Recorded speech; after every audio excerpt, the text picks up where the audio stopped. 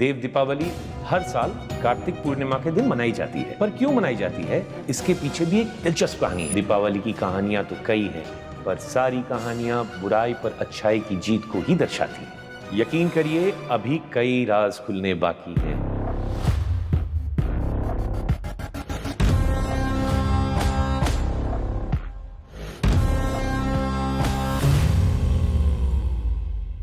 अभी कुछ दिन पहले आप सबने दीपावली मनाई होगी। ढेर सारे पटाखे और दिए भी जलाए होंगे, लक्ष्मी पूजन भी किया होगा।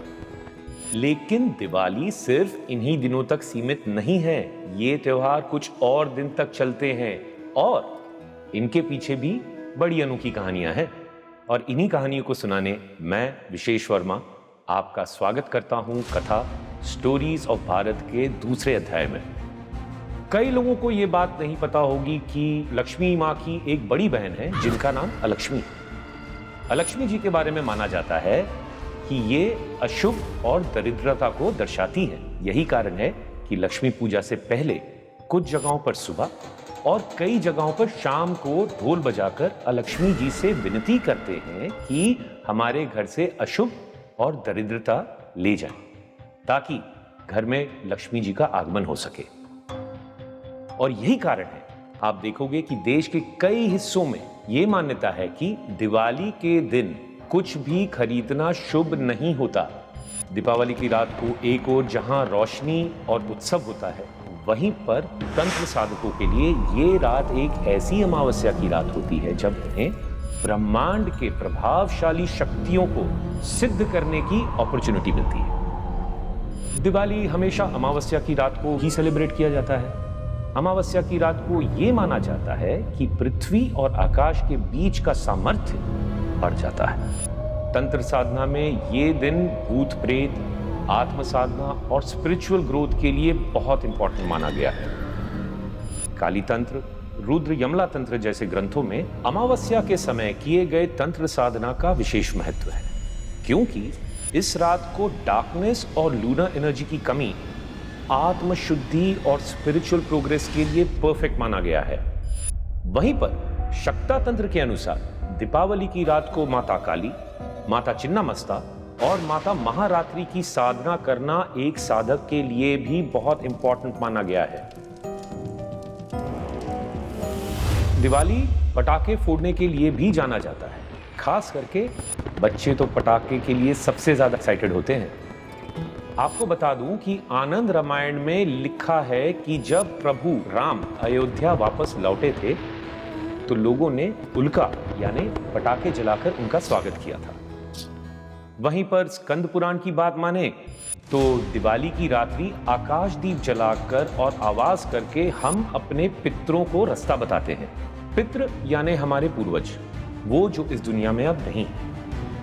इससे पता चलता है कि दिवाली की रात पितरों को भी डेडिकेटेड है।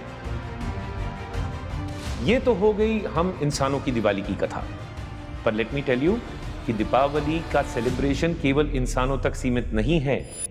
एक दिवाली ऐसी भी है जो देवता मनाते हैं।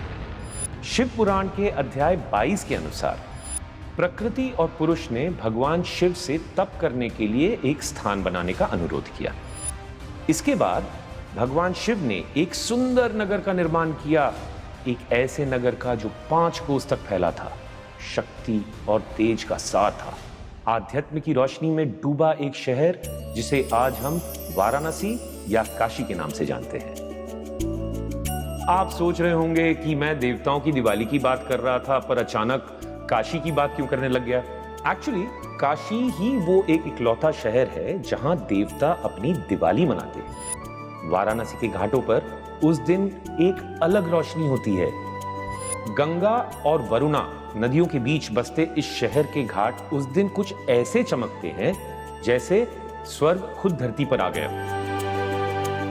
देव दीपावली हर साल कार्तिक पूर्णिमा के दिन मनाई जाती है। पर क्यों मनाई जाती है, इसके पीछे भी एक दिलचस्प कहानी है। त्रिपुरासुर नामक एक असुर ने हजारों साल तप करके ब्रह्मा जी को प्रसन्न किया।